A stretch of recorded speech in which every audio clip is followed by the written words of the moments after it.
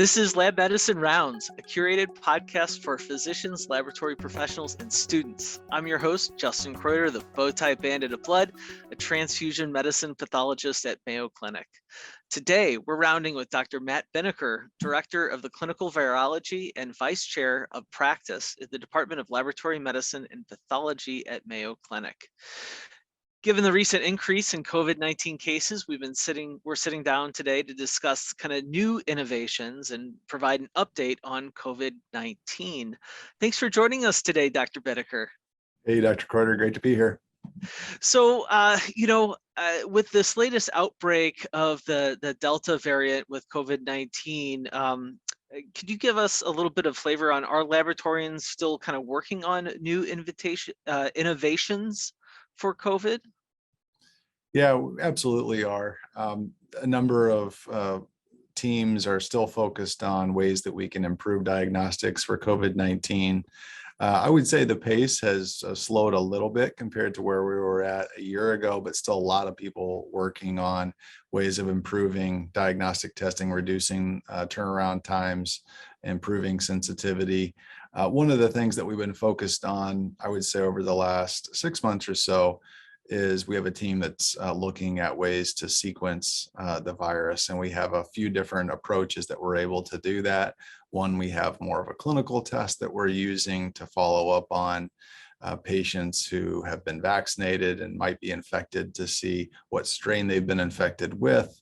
And then we also have more of a offline non-clinical sequencing approach where we're looking at more of a population level to get an idea of what strains are circulating in different parts of the state, different parts of the country. So both of those have been underway, but a lot of innovation, a lot of work going into sequencing, especially with the rise of new variants, including Delta.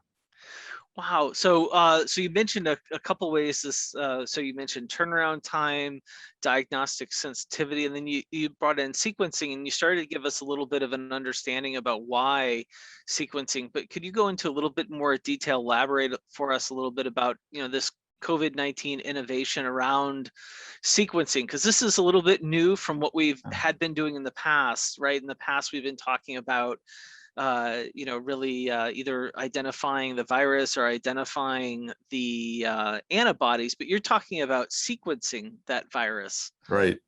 Yeah, still for the most part in actual patient diagnostics and management, we don't need to know what strain of the virus is causing the infection because the management around those patients, regardless of whether they're infected with Delta variant or Alpha variant, is usually going to be the same.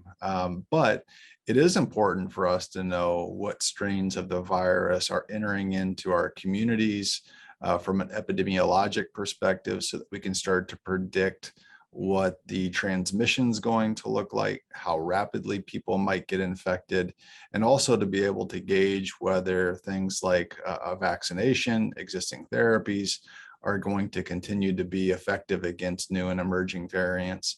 So that's where sequencing comes into play. It's not used so much as a diagnostic test, but it is used to help one, verify what type of SARS-CoV-2 variant is causing infections in a population, and also to be able to kind of continue to track from an epidemiologic perspective.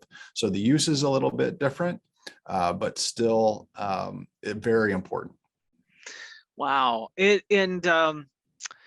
So if we're looking at what is kind of changing management for our patients, like you were talking about diagnostic sensitivity, working on that, and I think timeliness is always a question of concern for patients, but also providers. Could you help us understand a little bit on what kind of work is being done in those areas? For sure. So the silver lining of the pandemic has been that diagnostic test manufacturers and clinical laboratories have been able to stand up now over 200 different types of emergency use authorized molecular tests. So we have a lot of options today that we didn't have at the beginning of the pandemic. And because we have more options, there aren't as many supply chain challenges. And so we're able to get those results out faster than we were 16, 17 months ago. Even though labs usually have the reagents and the test to be able to get those reports out quickly, there's still a lot of interest in driving down that turnaround time, getting results out faster, providing convenience to patients.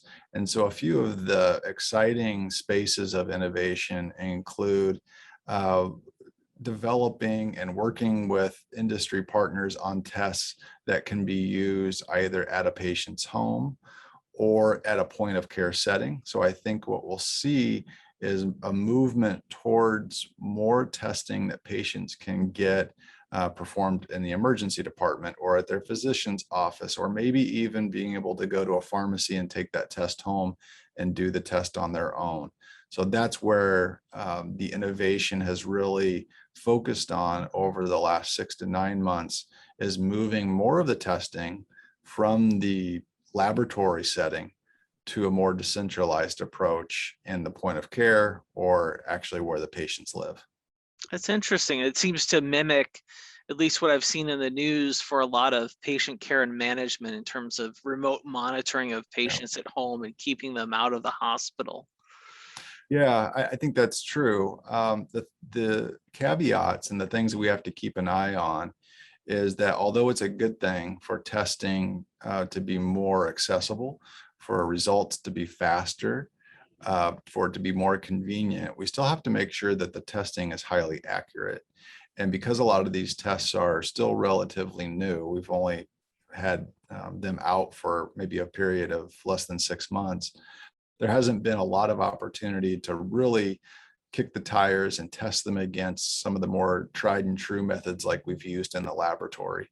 So that's important to make sure that they're accurate, that they're giving our patients the answers, the same answers that they would get if the samples were sent to an actual clinical lab for testing. So that's kind of what we're actively involved in now. That's really fascinating. And I think that brings up then, if you're talking about the diversity of testing options that are now available and on the market, and in combination with trying to really triage patients and testing. I imagine that your conversation, and I think another point is the sequencing. Now you're talking about conversing with public health as well. Could you help our audience kind of understand kind of what have these conversations been like now that we're into this pandemic this far, and the way that laboratory medicine testing is moving? I imagine that you're having more conversations with some of your infectious disease colleagues. You're having more conversations with public health these days. Yeah, I think the conversations have just changed, the types of discussions we're having. Whereas early in the pandemic, the conversations really focused on what type of test do I use? How do I interpret this result? Now the conversations have turned to issues like my patient's been vaccinated, but they tested positive. What does that mean? Is there a way for us to know whether they're transmitting infectious virus or not? So the questions have evolved as the virus has changed, as we've learned more about the disease, but still those interactions, those discussions and the conversations I have with my infectious diseases colleagues and anyone who's caring for these patients is still just absolutely essential, as they need to understand the test and the results. And I also need to understand the clinical scenario to help them interpret those results. So I think this highlights for our listeners kind of this grand theme of this podcast of connecting lab medicine and the clinical practice through insightful conversations. This is Yes. exactly what you're talking about. So can I pin you down? And it sounds like that was a common question that comes up that you gave us as an example. How do you answer that question? Yeah, so it has become a relatively common question over the last few months. And especially over the last, I would say, week or two, as we've learned that this new strain of SARS-CoV-2, the Delta variant, is more highly transmissible and can infect individuals who have been fully vaccinated. So that question comes up. they've been exposed, they've tested positive, they've been fully vaccinated. What does that mean? And how do I know if they've got a lot of virus in their respiratory sample or not very much? And usually what we have to do in those situations is go back and look at the laboratory result and try to get some of the more specific details about, was there a lot of signal indicating a lot of viral RNA, or was there very little signal implying very low levels of viral RNA? We can't use those tests as like true quantitative assays, but we can help the clinical teams in helping to decipher whether it's more or less likely to be an active infection that could potentially be transmitted to other people. So again, back to your point, it takes a lot of back and forth, a lot of communication, experts who understand the nuances of the test result to kind of land on the appropriate interpretation and the right next steps. Oh, fantastic. I think you've given us several examples on many of these COVID challenges that have kind of, um, I don't know if the right word to say is solved, but we're finding solutions every day. But I was curious for our audience, are there one or two kind of COVID related challenges that have really been running around your mind the past week? For sure. Yeah, COVID is proven to be one of those diseases that seems to be able to stay one step ahead, or you think you've got it figured out and then it throws a curveball and you have to change your plans. I think the focus of the conversation over the last 2 weeks has been this large surge in COVID cases in certain parts of the country. And it seems to be associated with areas of low vaccination, where we're seeing this virus really spread through those communities very, very rapidly. And one, it's a challenge from being able to keep up from the diagnostic perspective and offering enough tests. But also it makes me question what's going to happen in the next 3 months, what's going to happen 6 months from now. This is not the last variant that we're going to see. We'll see others arise. And will our current testing detect those variants? I think so, but we need to continue to keep on top of that. And the other big unknown is we're now coming up on fall, and then winter will follow soon after that. And we typically have influenza in our communities. Last year, we saw a near absence of influenza. Will that happen again? And so beginning to plan for, what if we have a more typical influenza season on top of what's likely going to be a challenging fall and winter from the COVID perspective, as there will still be a pretty good percentage of the population who hasn't been vaccinated. So that's one of the things that's keeping me up and trying to plan for. Yeah, I can understand that. And when you said the fall, I started to think both of us have kids, and I was thinking about going back to school and how is the Delta variant, impacting, what we're thinking about for school and starting school. Um, Yeah, it's a big unknown. And I think that one thing we've learned is that when you think you've got a plan, here in a few days, that plan will likely need to be adjusted. And I think the schools throughout the country have been planning for kids returning back face-to-face learning.